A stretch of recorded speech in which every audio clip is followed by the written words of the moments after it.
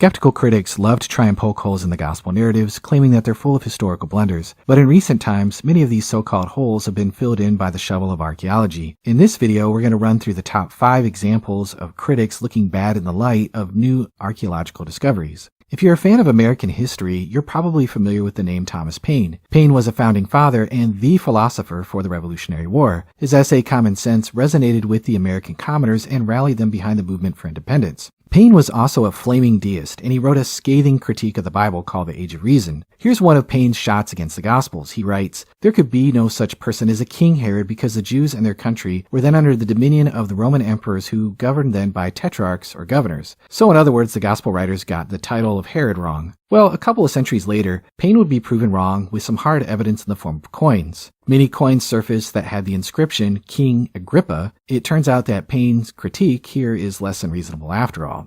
Frank Zindler is a lifelong atheist activist who has written extensively against the existence of the historical Jesus. He once argued that Nazareth, the town Jesus grew up in, also never even existed, calling it as mythical as the Jesus family that was supposed to have lived there. Zindler reasoned that neither the Old Testament, the Apostle Paul, the Talmud, or Josephus ever even mentioned Nazareth. Since the Talmud and Josephus together list 100 other villages combined in Galilee, this does seem to be like a glaring oversight. So what exactly do we make of it? Well, Mr. Zindler, meet Yardena Alexandre. In 2009, her team from the Israeli Antiquities Authority unearthed a house from what they say is 1st century Nazareth. Here's what she had to say regarding this finding. "The discovery is of utmost importance since it reveals for the very first time a house from the Jewish village of Nazareth and thereby sheds light on the way of life at the time of Jesus. The building that we found is small and modest, and it is most likely typical of the dwellings in Nazareth in that period." Zindler, the Jesus mythicist, has been myth-busted here. Some have said that John was inventing some theological fanfiction when he described the Pool of Bethesda. Let's read about it a bit. In John 5:2 it says, "Now there in Jerusalem near the sheep gate was a pool, which in Aramaic is called Bethesda, which is surrounded by 5 covered colonnades." You know the story. Jesus heals a paralyzed man who'd been suffering there for 38 years. Well, a 20th century French liberal critic by the name of Alfred Loisy had this to say about John's account. "The ancients who thought they found in the spring a symbol of Judaism, and in the 5 porticos an allusion to the 5 books of the law, no doubt encountered the thought of the evangelists." So in other words, John's just making up some theological fluff to fit his narrative. Until the last century, there was no evidence outside of John for the Pool of Bethesda, but archaeologists unearthed it back in the 1950s. And what do you know? It was just as John described it, located by the sheep gate and enclosed by roof colonnades and spanned across the center by a 5th colonnade. Au revoir to that theory, Monsieur Loisy. Luke 7:1-10 describes Jesus healing a centurion's servant. Despite the man being a commanding officer in an occupying Roman army, the Jews pleaded that the man deserved the favor from Jesus because he did build them a synagogue. But the mention of a synagogue in early 1st century Capernaum has caused some skeptics to cry foul. Here is skeptical New Testament scholar Robert M. Price. He writes, "A major collision between the gospel tradition and archaeology concerns the existence of synagogues and Pharisees in pre-70 CE Galilee. Historical logic implies that there would not have been any, since the Pharisees fled to Galilee only after the fall of Jerusalem." Okay then, well, what does archaeology actually show us? Here is an expert, Ted Wright, who writes, "Remains of the 1st century Jewish synagogue where Jesus spoke and performed a miracle has been excavated. This synagogue also marks the beginning of his public ministry. The site was first identified by Sir Charles Warren in the 19th century. Further research has confirmed its identity. The White Synagogue is from the 4th century that you're seeing pictured here and is built on the exact ruins of the synagogue in Jesus' time. Just take a look at the darker stones for yourself." Sorry, Bob, but the price is wrong here. Very lame pun intended.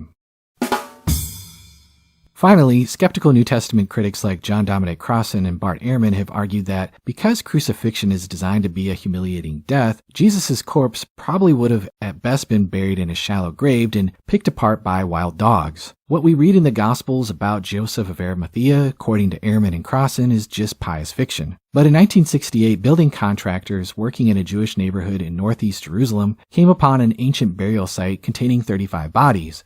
One tomb contained the bones of 2 generations of a family who had lived in the century before Jesus.